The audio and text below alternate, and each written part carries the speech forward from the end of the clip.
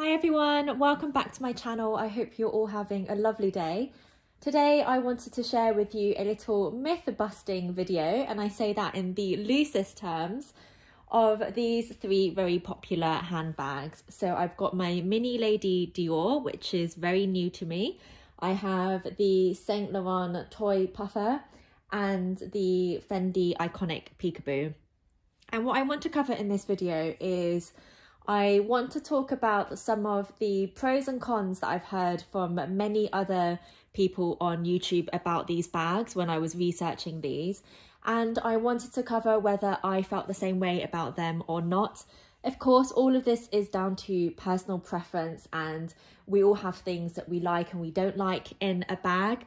But I thought this would be interesting because there's definitely a few things that I noticed after using these bags that I feel slightly differently to some of the more popular opinions out there.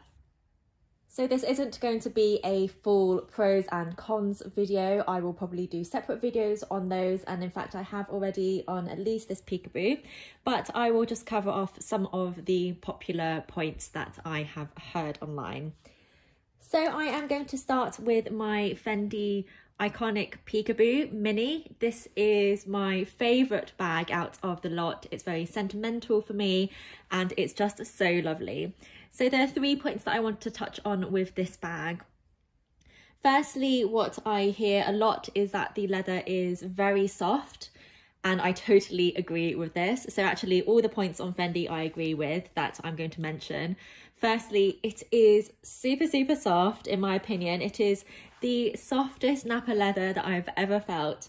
And that also means that it is quite delicate too. So I do find this relatively prone to scratching, and this is definitely the bag that I am most careful with. The second point is about what happens when you close the clasp on this bag. So you can do that on both sides. And what a lot of people have talked about is how you end up then pulling on the leather and getting stretch marks. And whilst I don't have those because I don't actually close the turn lock, the reason why I don't is because I can see that it would create the stretch marks over time. So I can already see in the leather, just by doing it temporarily, that it definitely pulls in a sort of cone shape right to the middle. So I basically want to avoid that for as long as possible. Once I'm at the point that this bag is already quite worn down, then I'll probably start doing that. But otherwise I keep it open, and I do actually prefer the look of it open too. And then the third point is about the turn locks being a little bit sharp and hurting your hands and getting in the way. I definitely agree with that as well, especially with this mini size. It is not a huge bag, so the opening is still relatively small. You can open these at the side to make the opening a bit wider, but it doesn't have too much give.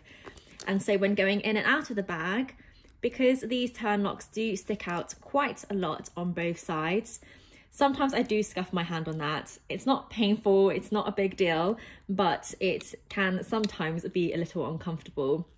So this definitely isn't a bag to be very carefree with, in my opinion, especially if you want it to keep it looking very good. So those are my points about the Fendi Peekaboo.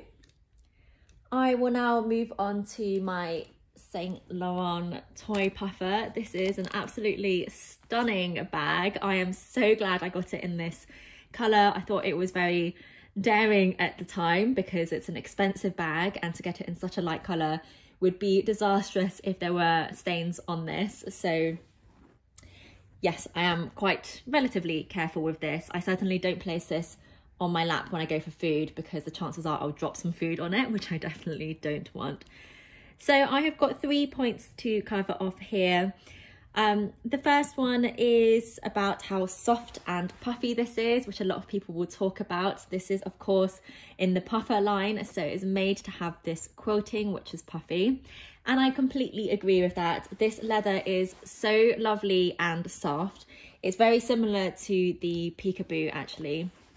And it's just a gorgeous supple leather. You have this quilting, which makes it puffy. It's not as puffy as some other bags which have come out, such as the Coach Pillow Tabby or the Mulberry don't remember what it's called, but the mulberry pillow bag basically. Both of those are very puffy. This I find a nice in between and means that even when the trend goes away, I think this is still really wearable. So I love that. The second one is something that I actually disagree with the masses online. So I think a lot of people have said that this bag is really durable, the leather is very durable. I personally have found that it does scuff quite easily. So across the bag, the leather is still perfect. And I have used this quite a bit, but definitely not an everyday bag for me. But in the corners, I do have scuffing on every corner. And you can see it's relatively substantial. Obviously, if you look far away, you can't see it that well. But it is noticeable when you look just even slightly close up. And hopefully this isn't going to get much worse over time. But I do feel like for the number of times I've worn this bag, it doesn't quite warrant that scuffing in my personal opinion. So for that reason, I do believe that this is slightly more delicate than what some people are saying online. And the third point is about how roomy this bag is. Now, bear in mind that I love my mini bags. For me, I find this a very roomy bag. It is, of course, still a mini bag or a small handbag, so you can't fit loads in. But for me, it is definitely essentials plus a bit more. So I can put in a phone, I can put in a small purse, my earphones, keys, lipstick, compact, tissues, perfume. So it fits quite a lot in my opinion, but that is coming from somebody who loves mini bags. So everything is all relative, right? So those are the points that I wanted to make about the Saint Laurent Toy Puffer. And finally, onto my newest bag, the Lady Dior Mini, which I am so obsessed with. So for all of these bags, before I bought them, I watched a lot of reviews online, pretty much all that I could find, to be honest, because I like to do a lot of research on these bags and I just very much enjoy watching bag videos. So for this one, there's a few points actually that I personally find slightly different to what I saw online. So the first point is about this bag being loud. So I definitely agree with this point. It is a loud bag. You have the charms here. You have the handles, they are loud. However, firstly, I really love these sounds. Might be a bit strange, but I actually really like them, so it doesn't bother me at all. But I would also say that when you're carrying this bag, when you're actually carrying it and walking, there's not that much noise to it unless you're swinging the bag crazily. You know, there's not a huge amount of noise, and this is me swinging it quite viciously for a regular walk. So it's definitely loud when you pick it up and put it down.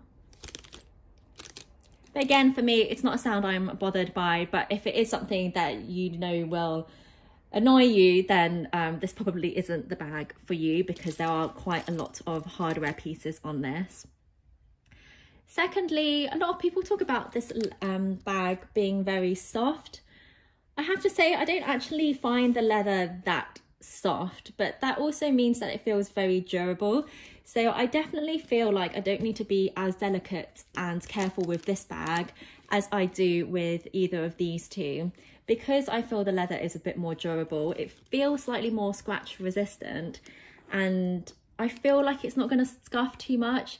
This is still very new to me, so I don't know, and I may correct myself later if I get lots of scuffs, but it does feel more durable in the first instance anyway. The third point is about the handles flopping over. I know that this annoys a lot of people. So yes, it is difficult to get the handles just to stand upright like that. It will tend to flop over either like so, or both will flop one way. So that definitely is a feature of this bag. Again, I personally don't mind that at all. I don't think it makes it, I mean, yes, maybe it makes it a tiny bit more difficult to pick up, but it's not something that bothers me at all. And then my final point is about how easily this bag topples over. Personally, I don't find this an issue. It hasn't toppled over hard surfaces. If I put it on a softer surface, then yes, like the chances are I will topple over. I mean, it's kind of standing okay there, but it's more likely to topple over. This bag does have 4 little feet. They are very small and they are quite close together because the bag is quite small. So in that sense, the bag can feel quite top heavy because it's quite a tall bag and it's quite narrow. However, I've never found that this is toppled over. Again, it might just be the way that I put this down. It might be the side that the chain strap is on. I'm not entirely sure, but personally, I've not found this to be an issue. And that is everything that I wanted to cover in this video. As I say, this is totally my own opinions and my experience with the bag. We are all very different. We like different things. So things like how noisy a bag is, I can totally see why that's an absolute nuisance.